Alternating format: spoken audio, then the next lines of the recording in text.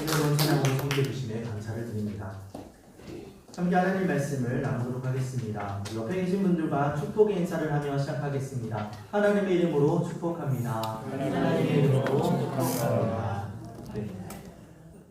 여러분들을 하나님의 이름으로 축복합니다. 오늘 설교의 제목은 북한을 위해 기도합시다입니다. 그래서 북한에 대한 이야기들을 나눌 것입니다. 그러나 그 전에 오늘 주일이 어린이 주일입니다. 그래서 어린이 주일이 어떤 날인지 한번 짧게 생각해보고 이어서 북한에 대한 말씀을 통해 은혜를 나누도록 하겠습니다. 여러분 다 아시는 것처럼 5월 5일은 어린이날입니다. 국어사전에 검색해서 어린이라고 해보면 어린이는 4세에서 5세부터 시작하여 초등학생까지를 어린이로 한다라고 정의하고 있습니다. 그리고 이 어린이날이라는 이 어린이날의 유래를 한번 알아보면 1919년에 있었던 3.1 독립운동을 기념하자는 취지에서 모였던 모임, 그 모임이 1923년에 있었는데요. 그때 모임에서 아이들에게 강복에 대한 이 이야기들을 좀 이 느낌을 심어주자라는 이야기들을 하면서 독립에 대한 이야기들을 전하는 것, 그 민족 정신을 고취하는 것을 목적으로 색동회라는 모임이 진행됩니다. 방정환을 비롯한 유학생들, 일본 유학생들이 모였던 건데요. 이 사람들이 그때 결의하기를 5월 1일 날을 어린이날로 정해서 어린이들에게 민족 정신에 대해서 이야기하자라는 취지로 모였었습니다.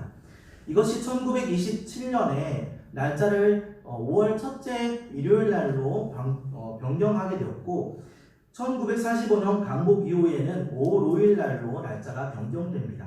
그리고 1973년에 이것을 나라에서 기념일로 지정하고 1975년에 공휴일로 지정하게 되었습니다. 우리에게 익숙한 어린이날이지만 돌아보면 100년이 채 되지 않는 그런 역사를 가지고 있습니다. 사실 이런 어린이날이 생겨야 됐던 배경은 어린이들이 그에 합당한 대우를 받지 못했기 때문입니다. 지금이야 아이들이 자녀들이 1명이나 2명, 3명 정도 낳아서 그 아이들에게 많은 것들을 하기 위해 최선을 다하지만 예전에는 자녀들이 참 많았지요. 그래서 10명 또 11명 이렇게 되는 가정들도 많이 있었다고 알고 있습니다. 그래서 그렇게 많은 자녀가 있다 보니 꼼꼼하게 챙길 수도 없고 먹을 거나 입을 것 등이 넉넉하게 있지도 못했습니다. 공부를 시키는 것도 그렇죠. 아이들 중에 똑똑한 자녀에게 집중하여 그 아이만 공부하도록 하고 나머지 아이들은 농사나 집안일을 돕게 하는 일들도 많이 있었습니다. 이러한 시간들이 쌓이면서 내 자녀에게는 그러지 말아야지, 내 자녀는 더 아끼고 사랑해줘야지, 내 자녀는 하고 싶은 거 다 할 수 있도록 도와줘야지, 이런 마음들이 이런 마음들로 인하여 발전해온 문화가 이렇게 드러나는 것이 어린이날입니다. 그런데 이것이 우리나라뿐 아니라 전 세계적으로도 그러했습니다. 고대 문헌들을 보면 이런 기록이 남아 있습니다. 어린아이들을 짐승과 같이 목에 줄을 매어 돌아다니지 못하도록 묶어놨다라는 기록이 있습니다. 그리스의 많은 철학자들은 어린아이들을 때리는 것은 아무런 문제가 없다. 아니 오히려 아이들은 때려서 가르쳐야 된다라고 그렇게 주장하기도 했었습니다. 그러나 아이들은 사랑받아야 하고 또 존중받아야 마땅한 존재들입니다. 예수님께서도 자신을 향해 오는 아이들을 막는 제자들에게 마태복음 19장 14절에 이렇게 말씀하셨습니다. 예수께서 이르시되 어린아이들을 용납하고 내게 오는 것을 금하지 말라. 천국이 이러한 사람의 것이니라 라고 말씀하시며 아이들을 반기십니다. 또 예수님은 오병이어 사건에서 볼 때 작은 소년이 가지고 온 도시락을 무시하지 않으셨습니다. 당시 사회적 배경으로 보면 아이들은 사람의 수에 들어가지 않는, 계수되지 않는 소외 계층이었습니다. 그러나 예수님은 한 번도 그렇게 아이들을 무시하거나 소외하지 않고 존중하며 사랑하셨습니다. 우리 예수님 이런 가르침을 따라 우리 다음 세대 아이들을 사랑하고 또 그 아이들을 위하여 헌신할 필요가 있습니다. 세상에서 어린이날이 있는 것처럼 교회에는 어린이 주일이 있습니다. 또한 이 어린이 주일을 가리켜서 어떤 이들은 꽃주일이라고 부릅니다. 세상 모든 어린이가 꽃과 같이 소중하다라는 의미를 품어 꽃주일이라고 말합니다. 오늘이 바로 그 꽃주일 어린이 주일입니다. 비록 코로나로 인하여서 우리가 어린이 예배를 드리고 있지는 못하고 또 코로나로 인하여 어린이 행사를 할 수도 없는 상황 가운데 있으나 우리의 마음이 예수님을 닮아 다음 세대에 향해 있고 그들을 위해 기도하며 그들을 사랑하고 아끼는 일들을 감당해야 할 것입니다. 이 외에도 5월 달에는 어버이날이라든지 스승의 날, 성년의 날, 부부의 날 같은 그런 날들이 있습니다. 이처럼 5월 가정의 달을 맞이하여 우리가 자녀들과 부모님을 그리고 선생님들, 남편과 아내를 돌아보고 또 함께하는 기쁨의 날을 가지는 것.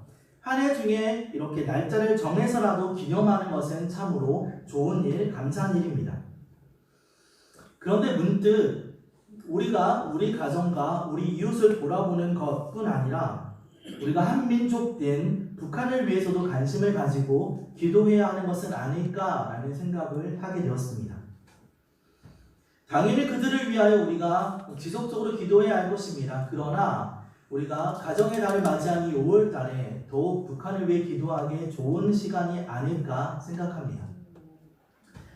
한국의 아이들을 보면 편식하는 것을 참 많이 합니다. 김치를 먹지 않는 아이들은 참 많고 양파나 마늘, 시금치, 콩, 생선 등을 먹지 않는 아이들도 많습니다. 비단 아이들뿐 아니라 젊은 사람들 중에서도 편식하는 것 때문이 아니라 다이어트 때문에 음식을 절제하는 사람들도 많습니다. 때론 냉장고에 열어보면 우리가 잊어버리고 상해서 버리게 되는 음식들도 있지요. 한 해 우리나라에서 버려지는 음식물 쓰레기의 양은 2017년 기준으로 약 581만 톤의 음식물 쓰레기가 버려진다고 합니다. 이것은 하루 기준 약 15,900톤이라는 양이 발생하고 있는 것입니다. 감이 잘 안 오시겠지만 이건 어마어마하게 많은 양입니다. 그런데 여러 가지 이유들로 인하여서 음식을 먹지 않거나 버리는 것이 아니라 먹고 싶어도 먹지 않는 사람들이 많이 있습니다. 가난과 기아에 허덕이며 살아가는 많은 사람들이 있습니다. 세계 곳곳에 많이 있지만 오늘 잠시 북한에 집중해서 그들이 어떠한 상황 가운데 있는지 알아보겠습니다. 사진을 하나 보여드리겠습니다. 북한 아이들의 사진입니다. 잘 보이시나요? 엄청나게 말라 있는 모습입니다. 먹지 못해서 굶주림 가운데 있습니다. 조사 결과가 있는데요. 다음 사진을 보여주시면 이 조사 결과를 제가 정리하면 이렇습니다. 북한 어린이들의 사망률이 남한 어린이들의 사망률의 14배가 된다라는 결과입니다. 근데 이 사망률이 죽을 때 굶어서 죽는 아이에 대한 조사가 있는데 그 내용을 보면 1000명 중에 굶어 죽는 아이가 54명입니다. 여러분들의 자녀들이 다니는 초등학교에 아이가 1000명이 다닌다면 그 중에 54명은 굶어서 죽는 것입니다. 그 초등학교가 100명이라면 그 중에 5명이 굶어 죽는 것이고 20명 있는 한 반이라면 그 중에 1명이 굶어 죽는 것입니다. 여기 모인 우리 중에도 우리로 따지자면 2명 정도는 굶어 죽고 있다는 겁니다. 그런데 심지어 이 굶어 죽는 이 54명의 아이들 중에 태어난 지 1년이 채 되지 않는 아이들은 33명이라고 합니다. 참으로 안타깝고 가슴 아픈 일입니다. 우리는 북한을 위해서 기도해야 합니다. 성경에 예수님께서 양과 염소를 구분하여 오른편에 있는 양에게 이렇게 말씀하십니다. 마태복음 25장 35, 36절에 내가 줄일 때에 너희가 먹을 것을 주었고 목마를 때에 마시게 하였고 나그네 되었을 때에 영접하였고 헐벗을 때에 옷을 입혔고 병들었을 때에 돌보았고 옥에 갇혔을 때에 와서 보았느니라 라고 말씀하십니다. 그러자 그들이 말하기를 우리가 언제 그랬습니까? 라고 질문하죠. 예수님께서 대답하시기를 내 형제 중에 지극히 작은 자 하나에게 한 것이 곧 나에게 한 것이다 라고 말씀하십니다. 예수님께서 지금 말씀하시고 있는 형제 중에 지극히 작은 자, 이것을 조금만 더 확대해서 보면 북한도 역시 이런 범위 안에 포함됩니다. 우리가 북한을 위해 기도하며 그 땅의 영혼들을 위해 애통해야 될 이유가 여기 있습니다.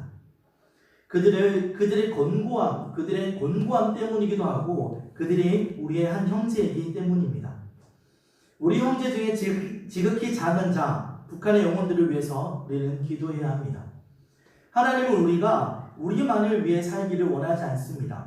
마태복음 6장 33절에 그런즉 너희는 먼저 그의 나라와 그의 의를 구하라. 그리하면 이 모든 것을 너희에게 더하시리라.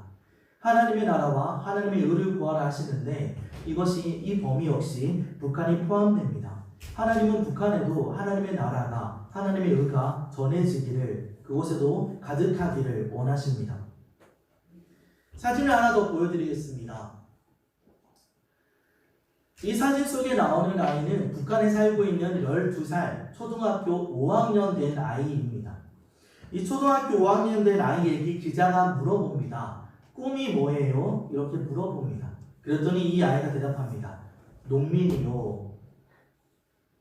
아마 우리나라 또래 아이들에게 물어봤으면 요리사나 간호사나 경찰관이나 가수나 모델이나 이런 이야기들을 했겠죠. 그런데 이 아이는 그게 아니라 농민이라고 대답합니다. 농사를 짓는 사람이요. 지은 곡식으로 마음껏 밥을 먹기 위해서 지금 농민이 되겠다라고 말합니다. 저는 농민을 폄하하는 것이 아닙니다. 농사하는 사람들을 저는 낮추어서 말하고 싶은 것이 아닙니다. 이 아이가 이렇게 말하고 있는 그 이유를 이야기하고 싶은 것입니다. 여러분들 자녀 중에 먹을 것이 없어서 밥이 없어서 저는 커서 밥을 지을 수 있게 농사하는 사람이 되겠습니다 라고 말하는 아이는 한 명도 없을 겁니다. 어른들이 이렇게 얘기합니다. 예전에는 밥이 없어서 굶거나 감자를 먹었어 라고 말하면 요즘 아이들은 라면 먹으면 되죠 이렇게 말하는 세대입니다. 이 아이들이 이 굶주림을 얼마나 이해하고 있을까요? 그러나 그에 반해 북한 아이들은 굶주림에 대하여 뼈저리게 경험하고 있습니다. 하나님은 우리가 이 북한 아이들을 위해서 기도하기를 원하십니다. 이 남한의 땅에 오늘도 또 이제 잠시 뒤에도 어린이날이라고 많은 선물과 호화로운 음식들을 먹을 아이들을 생각할 때 오히려 우리는 북한의 아이들을 위해 기도하기를 원합니다. 우리 기도할 때 먼저 하나님 북한 아이들이 굶지 않게 도와주세요. 그들의 생명을 지켜주세요 라고 기도해야 합니다. 사실 북한의 많은 사람들은 기근에 허덕이지만 그렇지 않고 많은 것들을 누리고 있는 사람도 있죠. 우리가 소위 말하고 있는 김씨일가라고 말하는 사람들이 있습니다. 우리나라 돈으로 9,500억 원을 들여서 김일성, 김정일의 시신을 안치한 무덤을 만듭니다.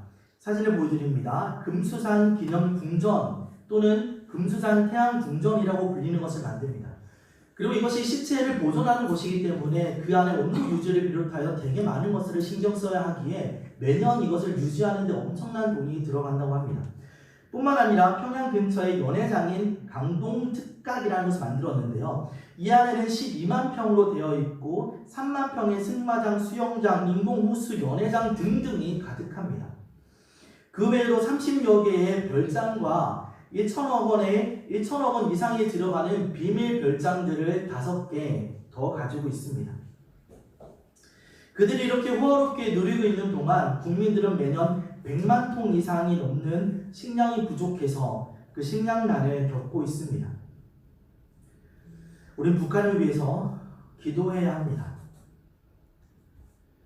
더불어 북한의 영혼들을 위해서 기도해야 합니다. 우리가 오늘 읽었던 성경 말씀을 보면 하나님께서 에스겔에게 마른 뼈들이 가득한 골짜기로 그를 인도하십니다. 그리고 이 죽어있는 뼈들을 보며 살아나겠느냐라고 묻습니다. 에스겔이 말하기를 심히 말랐다라고 말합니다. 그 뼈가 살아날 수가 없어 보이죠. 그렇게 마른 지 오래되어 있는, 죽은 지 오래되어 있는 뼈가 살아날 수 없습니다. 그러나 그곳에 하나님의 말씀이 외쳐지자 생명의 기운이 와서 그 마른 뼈가 살아나고 놀라운 군대가 되었다고 성경이 말합니다. 에스겔 37장 7절부터 10절에 이에 내가 명령을 따라 대언하니 대언할 때에 소리가 나고 움직이며 이 뼈 저 뼈가 들어맞아 뼈들이 서로 연결되더라. 내가 또 보니 그 뼈에 힘줄이 생기고 살이 오르며 그 위에 가죽이 덮이나 그 속에 생기는 없더라. 또 내게 이르시되 인자야 너는 생기를 향하여 대언하라. 생기에게 대언하여 이르기를 주 여호와께서 이같이 말씀하시기를 생기야 사방에서부터 와서 이 죽임을 당한 자에게 불어서 살아나게 하라 하셨다 하라. 이에 내가 그 명령대로 대언하였더니 생기가 그들에게 들어가매 그들이 곧 살아나서 일어나 서는데 극히 큰 군대더라. 하나님의 말씀이 대언되어질 때 그곳에 있던 많은 뼈들이 큰 군대가 되었다고 성경이 말합니다. 근데 어떻게 이 사건이 됐다고요? 하나님 말씀이 그곳에 선포되어질 때, 외쳐질 때 이 일이 일어납니다. 에스겔이 하나님 말씀을 대언할 때 살아나는 역사가 있는 것입니다. 우리는 기도해야 됩니다. 그런데 북한 사람들이 먹는 것, 북한 사람들이 생존하는 것에서 더 나아가 하나님 북한 사람들이 하나님을 믿는 그런 사람들이 되게 도와주십시오. 그곳에서 하나님을 믿을 수 있는 자유를 허락해 주십시오. 그 땅에 하나님의 말씀이 전해지게 도와주십시오 라고 우리는 기도해야 합니다. 북한 선교단체인 모퉁이 돌의 대표인 이상 목사님이 이렇게 말씀하십니다. 북한에 가장 필요한 것은 빵이 아닙니다. 병원이 아닙니다. 학교가 아닙니다.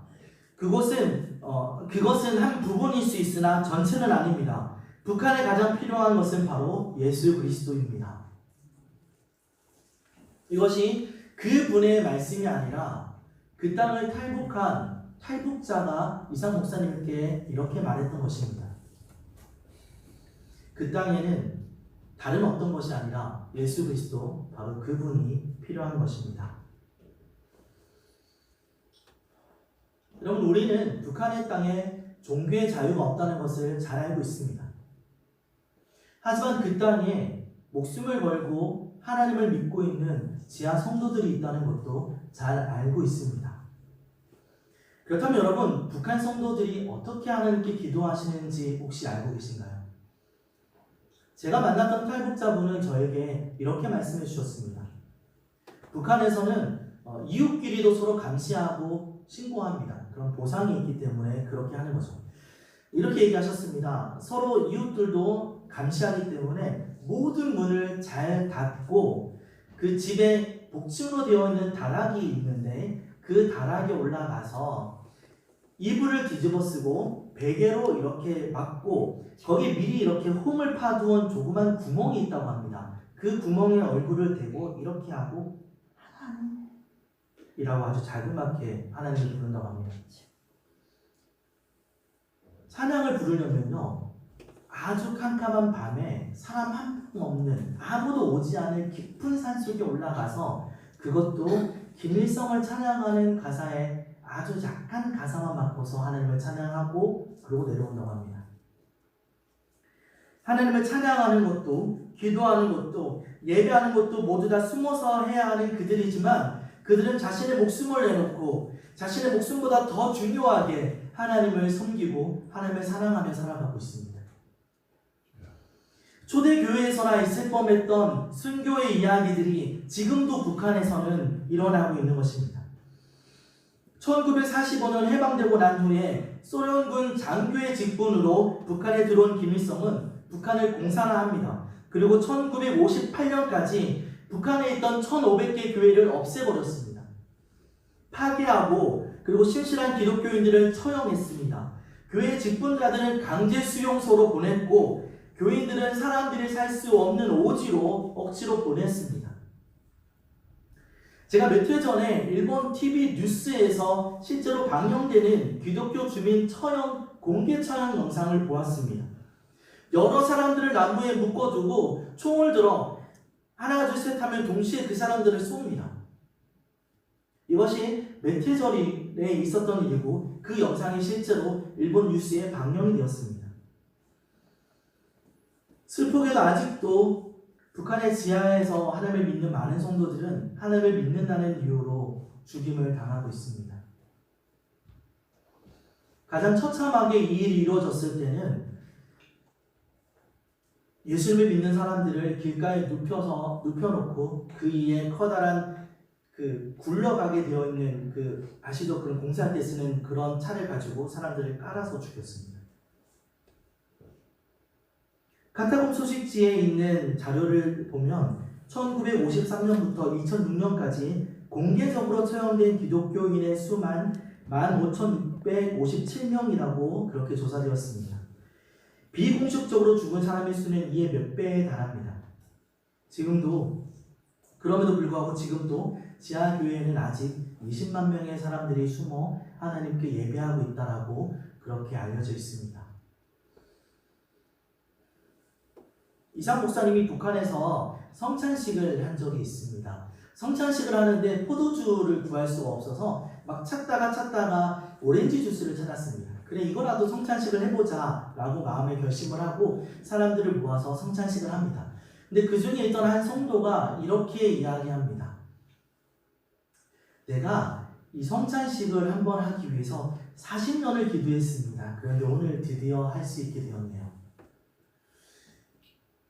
우리는요 1년에 2번 정도 하고 있는, 적어도 2번 이상 하고 있는 성찬식을 한번 하려고 그 성도는 평생을 기도했습니다. 하나님 성경에 성찬식이 있는데 나도 해보고 싶습니다. 이게 40년 기도한 겁니다.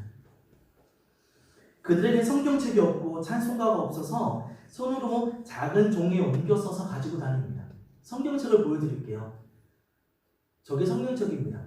누가복음이라고 손으로 썼죠. 쪽복음이라고 합니다. 성경책을 다 들고 다닐 수 없어서 누가복음, 요한복음 이런 것만 따라서 빠르게 써서 그거 하나 들고 다니면서 달달달달달 읽고 외웁니다. 찬송가가 없습니다. 우리같이 좋은 찬송가가 없어서 다음 사진 보여주세요. 저렇게 가사만 옮겨 적었습니다. 잘 안 보이시죠? 성도의 신앙 환난과 핍박 중에도 라는 찬양을 지금 써놓은 겁니다. 저렇게 가사만 써서 들고 다니는 겁니다. 여러분 혹시 우리가 자유롭게 하나님을 찬양하고 기도하고 예배할 수 있는 환경이 있는 것은 그렇지 못하는 사람들을 위하여 기도하라고 하나님이 그렇게 우리를 인도하신 것은 아닐까요? 우리는 북한의 구원과 성도들을 위해 기도해야 합니다. 근데 여러분 저 북한 땅이 원래는 어떤 땅이었습니까? 1866년 9월 달에 북한 땅 평양에 대동강 그곳에 들어왔던 한국 최초의 선교사 토마스 선교사님이 그곳에서 순교의 피를 흘렸습니다. 여러분 우리나라에 들어온 최초의 복음은 평양의 대동강이었습니다. 1866년 일입니다. 그리고 그곳에서 피가 뿌려지고 순교의 자들의 피를 통하여 복음의 싹들이 계속 피어서 나갑니다. 한국 최초의 교회인 소래교회도 북한에 있었던, 황해도 송천에 있었던 교회입니다. 한국 최초의 신학교인 평양신학교도 1901년 북한에 세워졌습니다. 평양신학교를 졸업한 한국 최초의 7명의 목사님들, 길선주, 한석진, 방기창, 서경조, 이기풍, 양전백, 성인서 목사님도 1907년 북한 평양에 있었던 장대현 교회에서 목사 안수식을 받았습니다. 한국 최초의 선교사 이기풍 목사님도 평양 장대현 교회에서 파송받아 선교사로 가게 되었습니다. 한국에서 세계적인 대부흥운동이 일어났던 곳 역시 평양 장대현 교회였습니다. 한국 목사가 최초로 한국 교회 담임 목사가 되었던 길선주 목사님이 심무하셨던 교회도 바로 저 장대현 교회였습니다.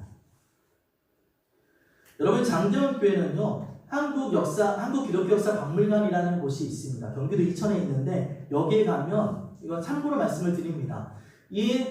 실제 있었던 평양 장대현 교회를 5분의 1 사이즈로 실제로 지어놨습니다. 그곳에 들어갈 수 있고 그곳에서 있었던 일들을 간접 체험할 수 있으며 기도할 수 있게 되어 있습니다. 바라기로는 우리 교회가 한번 기회가 된다면 함께 가서 그 역사에 동참해보고 체험해보고 함께 저대에서 기도하는 큰 기회를 가질 수 있으면 좋겠다는 생각도 해봅니다. 더 말씀을 드리면 평양은 한국 초대교회 당시 동방의 예루살렘이라는 별명으로 불렸습니다. 전 세계에서 평양을 가리켜 동방의 예루살렘이다 이렇게 말했던 것이죠. 평양 시민들은 교회를 가지 않으면 사람 축에 들지도 못할 정도의 그런 처우를 받았다라고 말하기도 합니다. 이 당시 기독교인들을 보던 세상 사람들의 관점이 어땠는지 잘 표현한 글이 있습니다. 이 글에 따르면 기독교인들이 돈을 빌리러 오면 담보도 없고 기한도 없고 보증인도 없이 그냥 돈을 빌려주었다는 기록이 있습니다.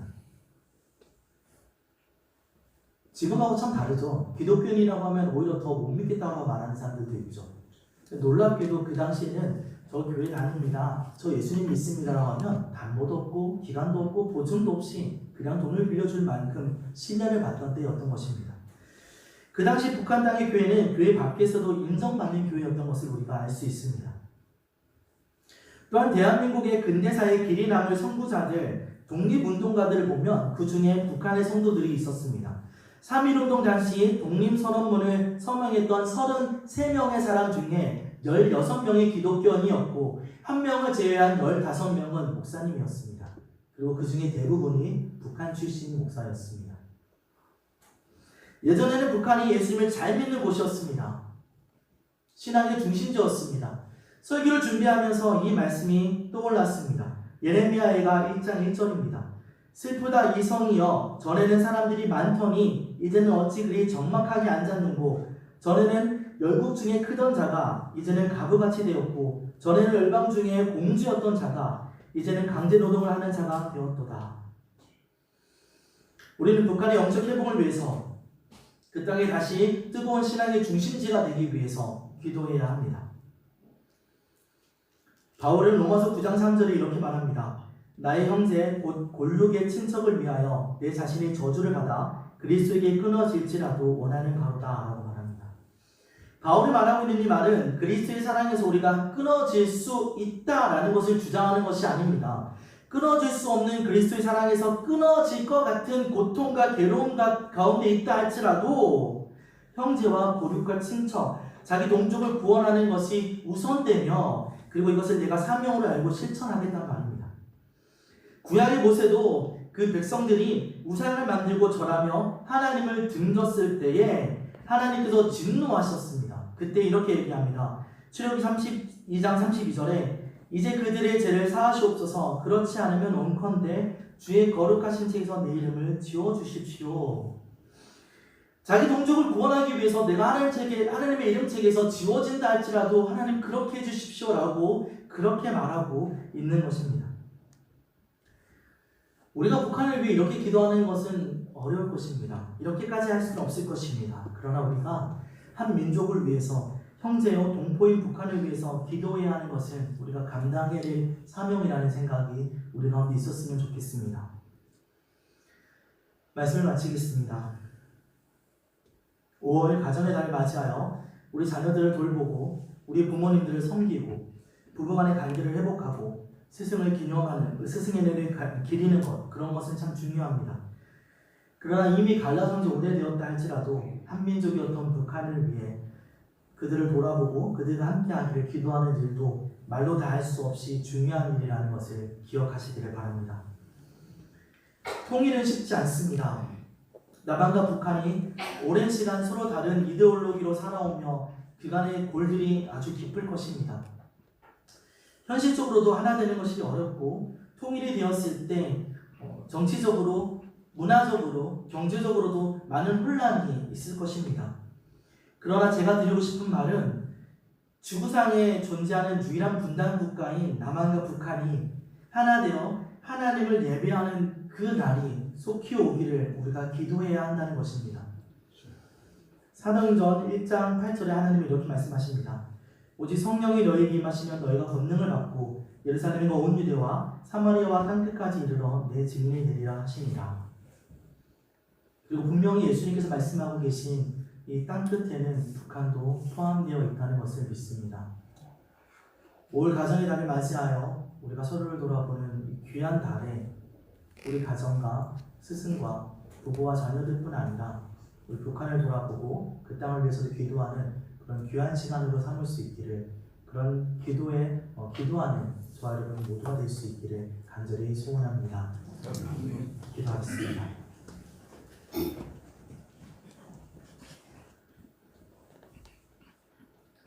하나님,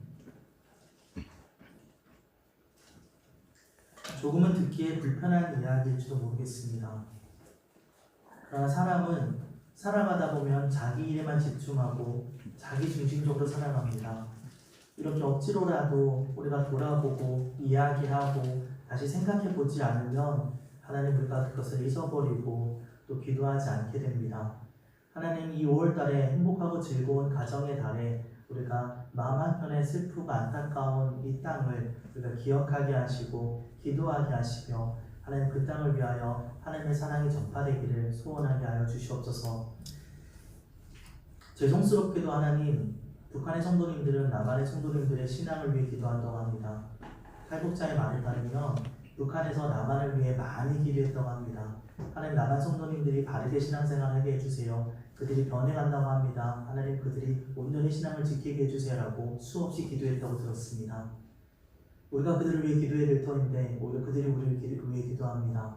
하나님 우리가 깨어있게 하시고 하나님 그 땅이 하나님의 땅으로 변화되도록 우리가 우리 마음을 다하여 기도하게 하여 주시옵소서. 하나님 그들과 함께 하나님을 찬양해보는 경험을 하고 싶습니다. 그들이 얼마나 하나님을 찬양하고 싶겠습니까?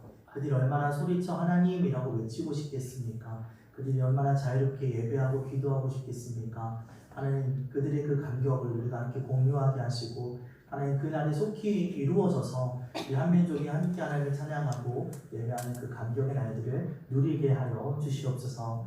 감사합니다. 이 5월 가정의 날 우리 가정을 지키시고 우리에게 큰 은혜 주시며 북한의 땅에도 하나님 큰 은혜가 있게 하여 주시옵소서. 감사하며 거룩하신 예수님의 이름으로 기도드렸습니다.